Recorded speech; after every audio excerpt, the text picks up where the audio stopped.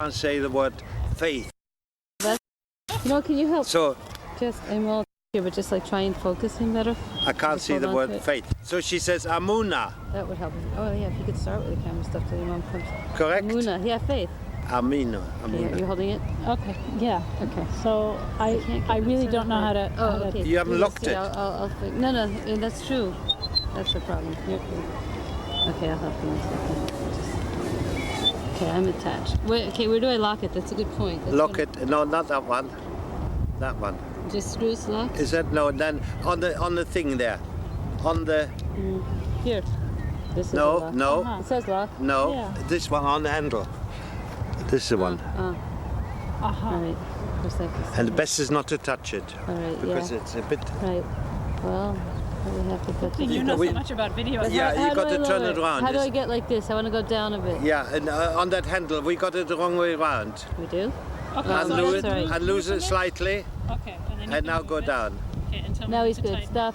Okay, well now I mean, tighten it. This would have stopped it.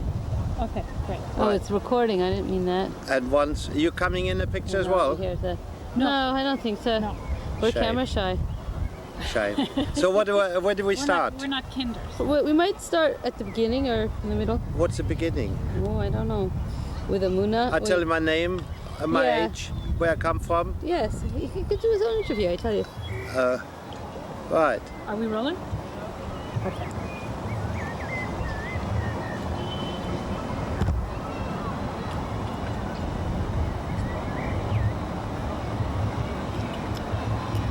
Stay with. I Say your forgot- name. Your name. My name. Oh, I see. I'm Alfred Buechler. My name is Alfred Buechler. I was born in Gleiwitz, 1925. When? What month? 1920, July 1925. I am now 74, will be. I live in Alfred. I'm married. I came on the Kindertransport in July 1939 and I left my parents in Gleiwitz. And we're here at the ROK reunion in London. It's June 17th, 1999. And we're at the picnic in. In a park. I don't know. Okay. And today Right. we're here with. My name is Alfred Buechler, and I was born in Gleiwitz, which is Upper Silesia, on July 1925. I came on the Kindertransport in July 1939. I left my parents in Gleiwitz. We said farewell, and I went by train to Breslau, Berlin, and on to Hamburg. I was joined by 200 other children. We boarded a liner which went from Hamburg to Southampton, stopping in Le Havre for. It was a 3.5 days trip. We had a lovely time on board ship. There were 200 other Kindertransport, and there was a beautiful girl on board, which I'm still looking for. I was 14 years of age, and I had no experience of anything. My parents never told me anything, but I loved that girl, and I've been to 2 reunions, and I've never found What's that her girl. name? I have no idea. All I knew was beautiful. And I'm still looking, 60 years on, I'm looking for that girl. Anyway, we How landed. do you know when you found her? I wouldn't know it. I wouldn't. Anyway, we landed in Southampton. We went on to Waterloo station. My brother was here, but we went on to a camp. It was called Barnum House, with only boys, 250 boys there roughly. It was a camp where they showed us how to make beds, how to darn socks. We learned a little English. We helped out the farmer to bring in strawberries. It was strawberry time, July, and there was a lot of epidemics in that camp, scarlet fever, and we had quarantine. We weren't allowed to go. From there, I was We stayed about 2 months or so. We learned English. I learned how to darn a sock with a mushroom, and we had to darn the socks, and we had to make our beds and behave, how to behave. We learned how to play Monopoly, and there was a little, I didn't know where Piccadilly was, or I never heard of any of these places on Monopoly board, obviously. We learned a little English. I was sent with another boy who came from Danzig to a hotel that was near Ipswich, this camp. The other side of Ipswich, which is a small town on the coast, on the east coast, to a hotel, to work in a hotel. Okay? Right? We were sent to this hotel to work. He was a waiter upstairs in the dining room. I was in washing up in the kitchen department of this small traveling hotel, a traveler's hotel, not a modern hotel, very old, and they needed cheap labor, and they got them from the committee, children committee, and with 2 boys who had to work in there, and we lived under the roof, what do you call it? Under the eaves, attic. We lived in the. We had a room in the attic. We shared a room, and I knew this boy was in Danzig, come from Danzig. I've forgotten his name.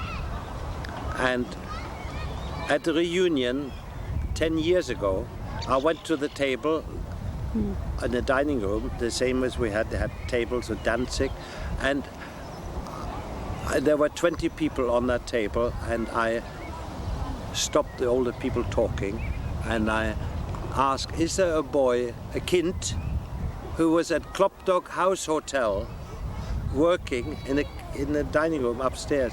And there's a man, he put up his hand, it's me, Alfred, don't you remember me? And we met after 10 years, after 50 years, and he was here yesterday and the day before. He lives in Leeds. And the first thing he said to me, you still owe me 1 shilling. And? Did you pay up? I had to pay up. Anyway, from there, I was sacked, and I was sent back to to Bloomsbury House, which was the headquarters of the refugee committees. Why were you sacked? I was a naughty boy, most likely, or lazy, or something. I didn't do what they were told, or for some reason, I didn't do anything else. I know I had to wash up in wooden sinks, and you put a handful of soda in it, soda crystal. They used to wash up with to make the water soft. They put soda crystal in. Do you know soda crystals? Yes, There's a very strong chemical, and my hands were chapped from it. The skin. I was a 14-year-old boy. They didn't give you any gloves? Then, of course, gloves, right? And I had to do all kinds of terrible work, cleaning out the donkey stable and all kinds of things. The hotel is there, by the way, still standing now. They've modernized it, and I went back and I told them my story. Later on, I was sent back to the committee in London. They put me on the train and sent me to London. I got told off by the committee for being naughty, not listening to people, right? Did you get paid for this work? Yes, we got 5 shillings a week there in the hotel. 5 shillings a week, live in with the food, 5 shillings. Yes, we did. I reported back to Bloomsbury House at that time, headquarters, and they told me I was ungrateful, and I really got told off to be a good behavior. Right? Next one. So they said, they put me in a hospital for a few days, and they said, you'll hear from me. So which hostel? Do you remember? Do you remember which hostel? Yes, in Highgate. In Highgate? In Highgate Village. It was a youth hostel, I believe. Yeah.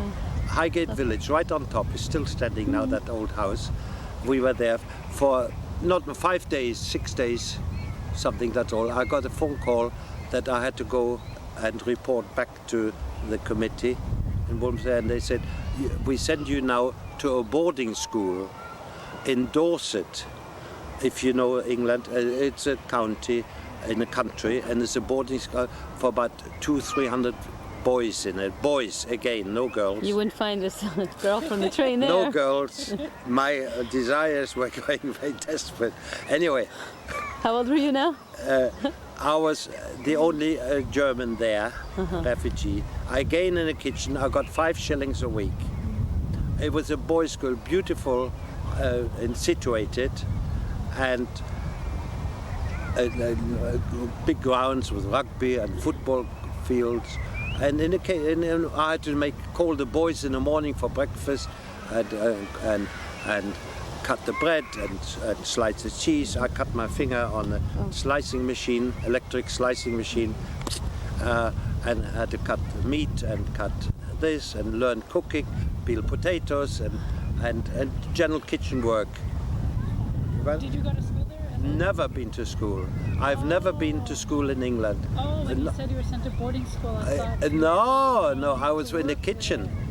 And roughly 3 years ago, I read a telegraph that the school is celebrating a centenary. And so I wrote to the secretary of the school. They're looking for people to come to the reunion of 100 years. The school is 100 years. So I applied. I said I would like to come because I was not a pupil. They were looking for pupils, obviously. I said I was a kitchen boy in your kitchen in 1940, and they said you're delighted to come, and the headmaster. And I showed them a reference, what they gave me, a very good reference when I left, which I still have at home. And they were delighted. And I told them the story we had.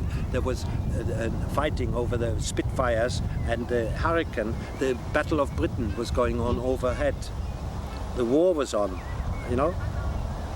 Anyway, there were other boys there who were English boys who were in Borstal, which is a correcting.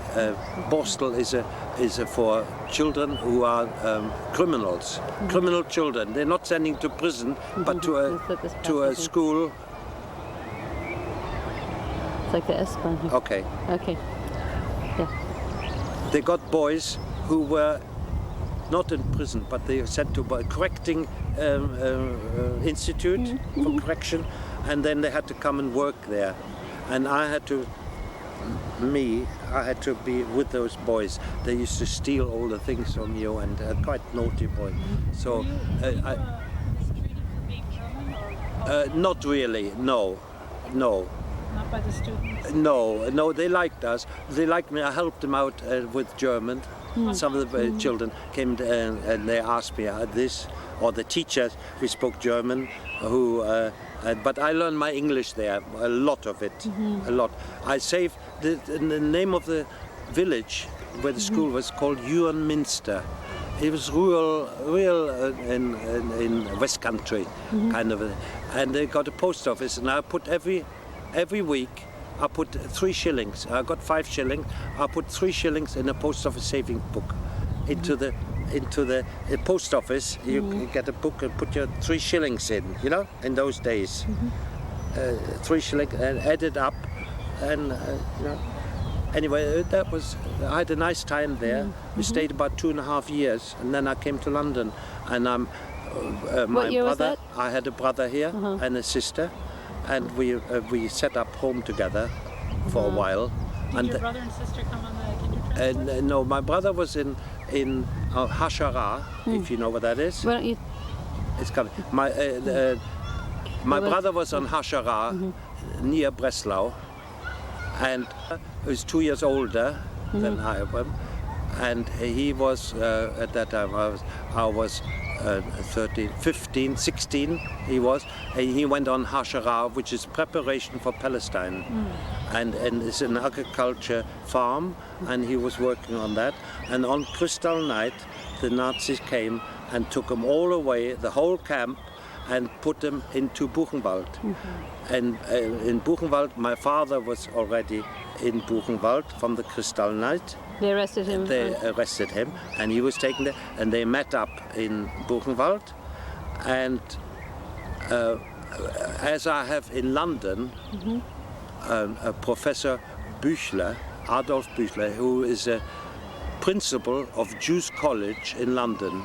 He was a very respected rabbi, a teacher, in a seminar. It's a yeshiva kind of a thing. A Jews College is a yeshiva, Orthodox, and he immediately made application for my brother's release from the camp.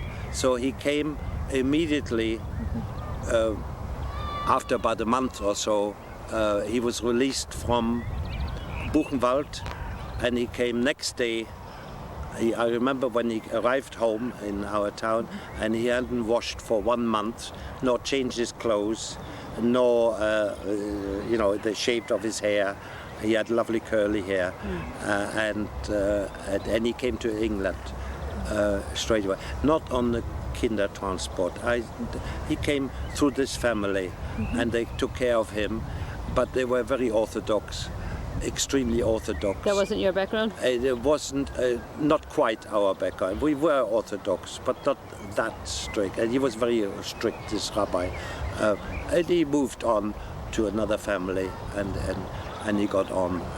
Meanwhile, my sister also, she was in domestic service. She was in Switzerland in a home, in a children's home in Switzerland, and she came to England, not on the kinder transport. We also had another relative, she was a doctor in Ealing, in West London, and she was a domestic servant for that family. But then when we all got together, all the three of us, we set up house in Wilston in northwest London. We set up a little flat, and we got together. But then she met her future husband, and that was then they emigrated, and she had a baby, and she immigrated to South Africa, and and my brother eventually married as well, and we split up and we got together, and that's my story.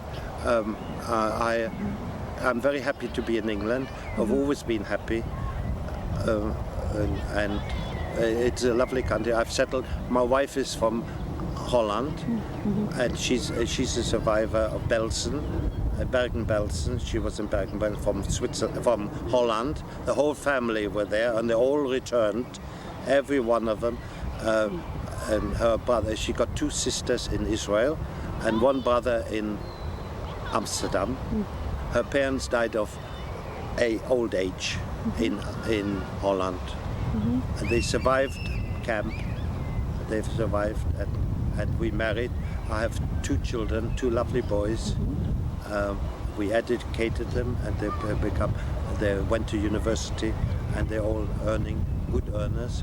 And one is looking for a wife, and he's got a lovely house by himself. He's got a 3-bedroom house. Is this an advertisement? Or? He's got his own house, 3 bedrooms, and it's all by himself. He's got a lovely car outside, unbelievable. He never uses a car, he's standing out there. Is he home a lot? Yeah, he was in Miami 2 weeks ago, in South Beach. In the South Beach, looking for girls. I don't know what. Wrong place. Yeah, he's 32. He earns a bomb. He's very clever. He's very and that's it. And the other one I got 2 grandchildren, lovely little kids, and the 2nd generation, 3rd generation now. How did you have contact with your family though? Because your mother, your father. We never had any more, except we sent the post. Of course, we sent up to the end of the war. We have had. Then we had Red Cross messages, 2 or 3, and that. And after the war, I gave. You're from America. Yesterday, I gave my documentation from. My original documentation I gave to the Holocaust Museum in Washington, and of original documents, which he was very, very interested. For instance, we've got a death certificate of my father, who died in Auschwitz, and and there is a stamp on it with Auschwitz, with the original death certificate, what my mother received. He died 1940, of natural causes it had on it, and I gave it to the lady from the Holocaust How did your Museum, mother and she's going to photocopy them and send me back. But she's going to keep the original ones because the Holocaust Museum only want original ones, authentic.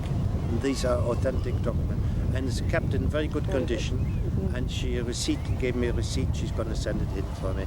And I had quite a number of these documents. How did your mother receive the death certificate? That's a very good question. A very good question.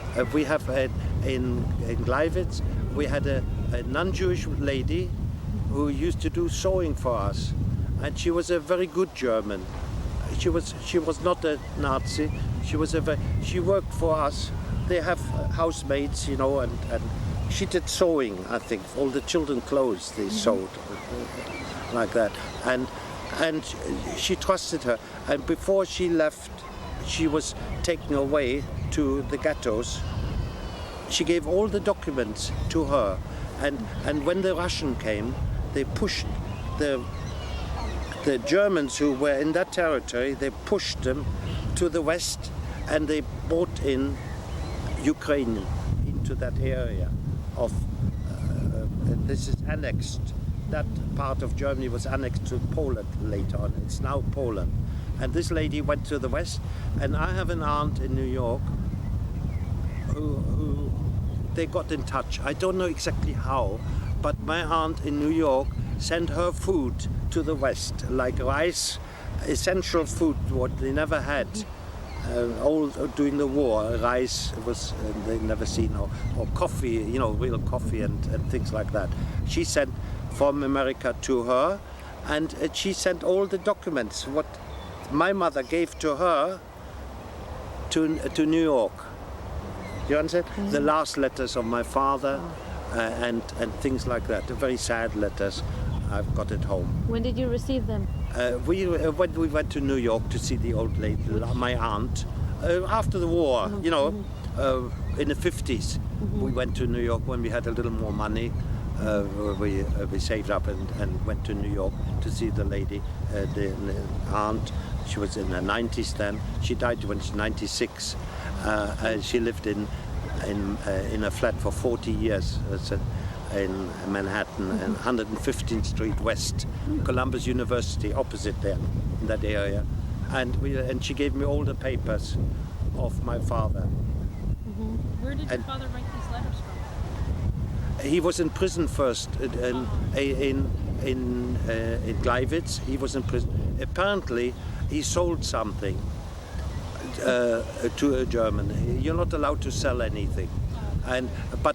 The lady yesterday told me if he spit in the street on the floor, he would have been arrested. The same way, whether you sell or you spit on the floor, you know, that's an offense. Or you sat on a bench, which is not for Jews, that bench. He done something. And he went to prison. And then from there, 41. And he was to Auschwitz from there. And then my mother apparently received the ashes of his ashes. And she had to pay for the ashes. This German lady said that she had to pay for the ashes for the cremation. You know, and she got a box. And what happened to your mother? My mother was taken like all the others who were taken to the east somewhere. We don't know exactly. Nobody knows to which ghetto. They were cleansed like you now. They were sent to Lublin. Lublin could be one of those camps. And from there. So that is my story. So it was a miracle. Absolute miracle that I'm sitting here talking to you. Do you remember? Do you remember? a miracle. Do you remember just when you were preparing to leave? I was supposed to go to Palestine. I was supposed Were to you go on the to... Hakshara as well? No, I was too young. But Right. my parents bought me, I remember, they bought me shorts, AirTags shirt. We had AirTags with holes in it, vests with holes for the air to go to circulate. That's in Germany. They had this kind of clothes, vests. I never wear a vest in my life, but clothes with holes in it, very small for breathing, and shorts, and then apparently there was an immigration stopped to Palestine, right, and came to England instead. So they were preparing. My parents were preparing for us to immigrate, not themselves. Not them. I don't think we had enough money. I think it's a question of money. Possible. My father wasn't all that well. I believe he had heart problem, and he was not well. Did they have parents who were living near you? No. Their parents, grandparents. No. My grandfather died before my bar mitzvah. I was one of the last to be bar mitzvah in our shul. Well, there's another boy in Canada we visited last year, and he is the last one. He was the last. In Toronto we met him. Yeah, a school friend of mine. And he said when he immigrated, I was the only one at the Bahnhof, at the station, to see him off. His mother is still alive in Jerusalem. They immigrated to Palestine, and he had a radio shop business, but he lived there all during the war, and he married, but he divorced, and he's got a new wife now in Canada. They live in Canada now. You mentioned your bar mitzvah. Do you remember anything about it? Yes, I do, exactly. I remember the rabbi I'm standing in front of the rabbi, and he's talking to me. We were a very close community. My father used to go to synagogue, always had his top hat on, with a top hat. We had the most beautiful synagogue with two ladies' gallery, one on top of the other, if you know what I'm talking about. Beautiful. The pictures now in the Wiener Library, the original picture of the synagogue. What was the name of your synagogue and the rabbi? Dr. Ox. The son died not long ago. His son, a lifelong friend of mine. He died. He came to London. The rabbi, Dr. Ox, O-C-H-S. Lived in Wilston. He died many years ago. But the son, we were very friendly with him. Always. We buried him not long ago. A few months ago, we buried him. He was very ill. And I remember exactly to this day my bar mitzvah, which will be in about 2 weeks' time now. The setter is coming up. Balak, Parshat Balak is the name. Balak. Do you remember? Yes, of course. Do you want to? What? I can sing it to you by heart. Please do. Yeah. No, I can't. A little? I've got a couple of, but it's Voyo Sheris Yaakov Beterem V'Kol and so forth. I can sing. I know it. I learned it once and never forget it. For some reason, my children always joke about it when they say Bolok. They say it's Balak, but it's rude. Okay, right. Never mind. We had a lovely. My mother was in mourning because she lost her father. My grandfather died just previous, so she was in the morning. We had a small party for me afterwards. After the service, they have a small party. We don't have bar mitzvah like they have here with hundreds of bar. They didn't. It wasn't. My brother had a bigger bar mitzvah. I had a small one. He had a much bigger affair. Mine was separate, but the times were different. It was already November. It was July 38. Things were getting tougher within, 38. And November, of course, it was the end. And we had the most beautiful. I had my precious time was at the synagogue. We lived very near the synagogue, and everything was around the synagogue. We went to Jewish school. If we didn't go to the synagogue, in the morning, the next day, we got on the hand. We got punished. Every day you went? No, not every day, but on Saturday. If we didn't go to the services on Saturday, we got punished. And we sung in choir. Your sister as well, or your sister? No, not sister, no. But my brother was also in the choir, and we got paid for that. We got paid for singing in the choir, little pocket money, but it was a very good choir, and the conductor was the headmaster of a school, so we were really scared of him. We were all scared of the doctor. His name is Mr. Fleischer. Doctor, I don't remember very well. We were all scared. We had happy times. Happy times. Do you remember doing things for Purim or like Purim spiel? Yes, of course, of course. We went around and you had to go. No, Simchas Torah. We go make the circuits in the synagogue, and as naughty boys, we used to go around twice to get the sweets. In the end of the last one, you get a bag of sweets. But we made it quickly to get two. We always cheated. We always tried. I don't know everywhere the same, is it? I suppose boys are boys. Huh? We cheated, and we went sukkahs. We went to different houses that had sukkahs, and we used to go from one house to the other to get sweets and chocolates and things like that. They used to go. We had a happy time. Organized around the synagogue. Around the synagogue, oh yeah. Social life.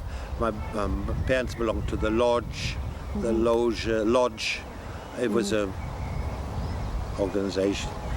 They had social functions, but I can't remember much. We belonged to HaKoach, which was a youth organization. HaKoach. It's in Australia, I believe. We were in Sydney, and there's a club called HaKoach, and I told them you have to be a member of that. And we went. It's Bondi Beach, if you know it. Have you heard of it? Bondi Beach is famous, and there's a big clubhouse there, HaKoach. So I told them when I went in there, I said, I used to be a member of HaKoach. 1937, could I come in here? They let me in. You could eat, there's a restaurant there, kosher restaurant, you eat there. I didn't want to be a member of it, but it was, I told them I used to be a member of HaKoach. They don't have it in England, that organization. This kind of a youth is Maccabi, a symbol of the Maccabi. It's a Maccabi, more in the reform side, I think, or something like that. And you were active with them until you left for England? Huh? You were active? Sports? Oh yeah, I still go now. I do swimming. I used to cycle. I was a crazy cyclist. All over Europe I cycled. From here to Rome and Italy, I cycled through France, over the Alps. I had a very expensive bike, and all my money went on the bicycle. I built my own bicycle from a racing bicycle. You buy bits and pieces, and you put it all together, and a lovely frame and a very light weight. And I needed a permit to go to overseas. I wasn't British at that time, I was stateless. So I traveled on a green passport, a stateless passport, to in France. We needed a visa to go to France and a visa to go to Italy. And I cycled all that way, Rome, I've been all those countries, cycling over the Alps. I cycled over to, but now it's cars. I'm car crazy now. I have 2 cars, and we were caterer. I became a caterer. Yeah, my wife and I, we were kosher caterers, and very busy. We were always working, always working. Never time for anything. My children helped me. We done seders, sedurim. 600 people we served for seders, kosher. We worked weeks. I made a lot of money. Times, yeah, very good. Do you like cooking now? No, not anymore. I do photography now. I have a darkroom. I got a complete darkroom. I do printing, color printing. I have a complete darkroom, and that keeps me busy. I would say. Right. Wait, that's it. No, wait. Okay, you have to add. Other people said it. You got my story. I didn't.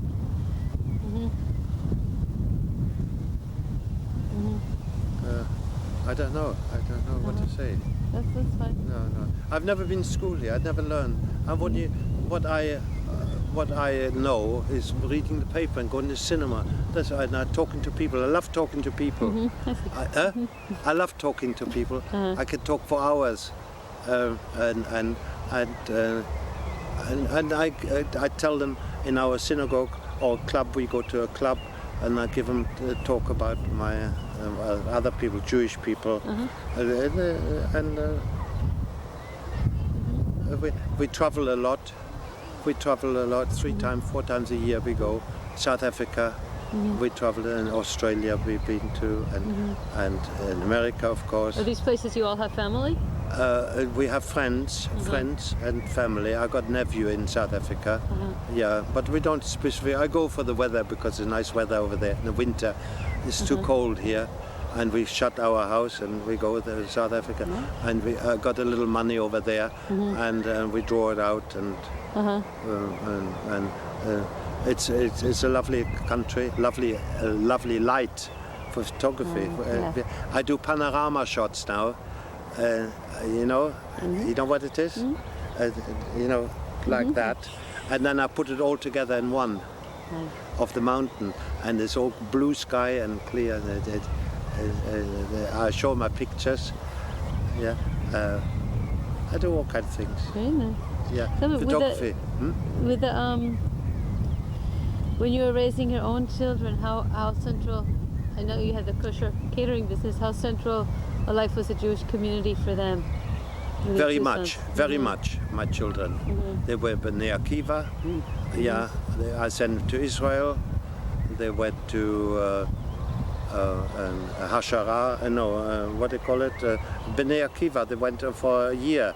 He went out there for a year, and in yeshiva, a bit of army, a bit of this. They learned, both of them.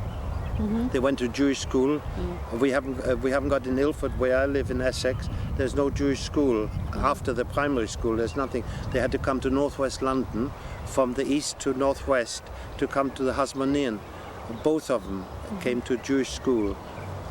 Both of them went to the Hasmonean, which is a high school, a Jewish high school. You've heard of it, maybe? Yeah. And then they went to university. Both of them got degrees in electronics. And they're very handy with the projects. They're making projects. He still does now. My son. He made me an electronic timer for my enlarger. You need to time it.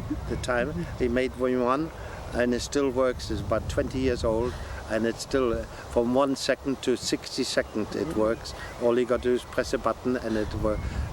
He's very proud of it. That gadget. He make all projects. And he's living here. Both of them live here. Right. Both of them. But the other side of London, they didn't like Essex. They gone over to North London, not east. So we go and see them. They got nice houses. Both of them got neither.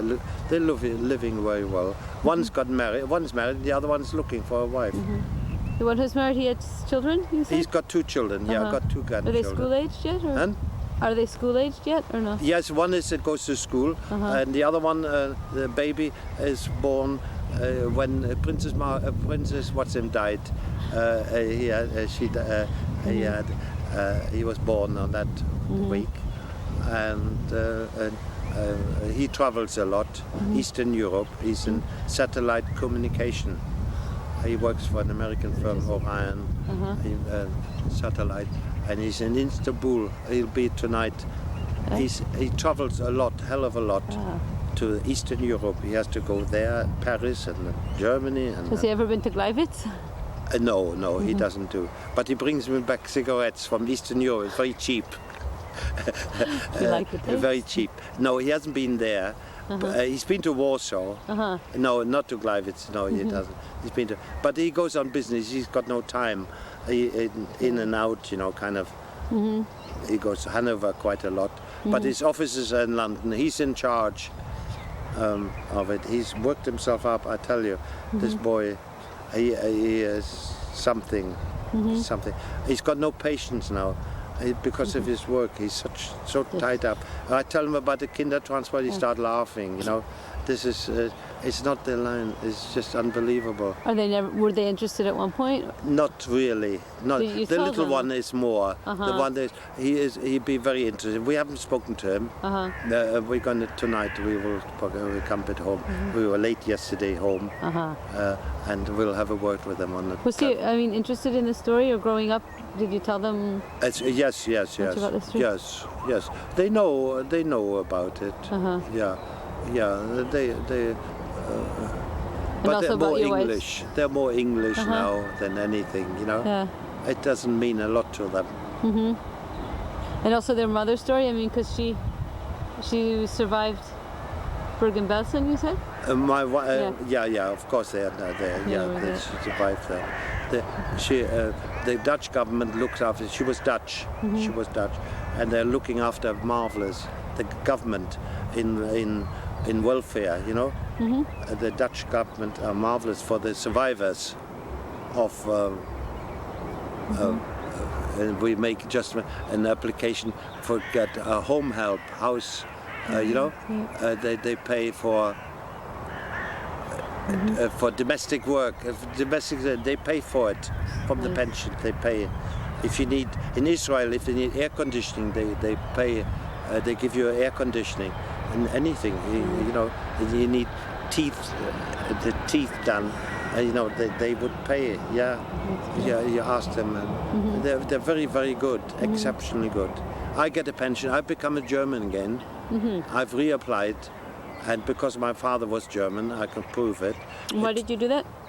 To get a pension of them. So I get 150, 160 mark a month. Listen, it only. I didn't have to swear. You didn't have to. In England, you have to swear. And you're from the States. You have to swear to the president, to the United States. You're becoming a citizen. You have to swear. In Germany, you don't. You she just handed me over the paper, finished, and it doesn't mean nothing. It doesn't mean it. I'm still British subject. It doesn't mean anything.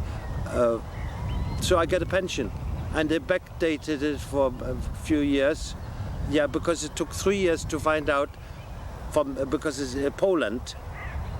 Gleiwitz is in Poland, to find the papers from Poland, and the Germans, I don't know, took them nearly 3 years. But they backpaid it all those years, so it's no problem. It's no problem. And tell me, it's not a big pension. It's not. It's something though. It's something, and people say I don't want nothing from the Germans. I find the Germans are very sorry. I've got a satellite dish, and I listen to Germany and I can get the whole world on mine satellite. I got a meter dish on the wall, and I get Sweden and Norway and Russia and all kinds of things. It's unbelievable stations you get, and even more if you do it in digital. Now it's a digital. You need a new receiver, but I don't want to bother. But a German one, I love to listen to it. It's very interesting, very. It's always something Jewish, and nearly every other day is something Jewish. About unbelievable things, unbelievable. They also have Israeli films on. Yes, not very good. They are not good. The Israeli films. I have one question. Were you at the reunion 10 years ago? Yes. And then here, for yourself, what's the importance for yourself to come to these gatherings? Oh yes, to meet all these lovely people, to hear their stories, just to listen to men. He's telling me his life story. He lives in Germany now. Wonderful stories. How the girls suffered. Some of them had terrible time. The girls, lonely. I think a man is different. I don't think. I never cried for my parents. Not really. Not so much. No, I think about them, of course, but I didn't need them so much. I don't think so. I had lots of girlfriends. I used to go dancing, and I love the women. What can you do? It's a man. And there you are. Lovely talking. We were 1,100 or 200 people, and we never had an argument. There was no shouting, was there? Wasn't it lovely? Yeah. A nice. So that is my. Do you smoke? One thing, when I left, when I came to that camp, my very first camp here in England, I bought cigarettes, and I've never stopped smoking. Oh, and you're in good health, That's 60 years. Could do a cigarette commercial. Cigarette. All the pocket money used to go. So you started I'm smoking never cigarettes. without a cigarette, never. And if I don't have one, I wouldn't go and ask people for one. I don't. I'm not Wait, sure. you were cooking and smoking at the same time? Yes, many times. Oh, I won't. It didn't matter. I worked in restaurants in London, hotels. We worked in hotels. There was no such thing as hygiene. We had rats running around in the kitchen. There was no control, none whatsoever. They only came later, all this. When we learned, 40s, we had wooden sinks. Yeah? Wooden sinks, a wooden table had to be scrubbed, the tables, and sawdust on the floor. We had sawdust on the floor. Would you believe it? So you don't slip. Unhygienic, all that. But in those days, nobody got murdered, nobody died. We all survived. Right. Finished? You still filming? But yes, I was. But thank you. Thank you very much. Okay. So everyone has deserted us. What can we do? But it's been nice Switch off. talking with you.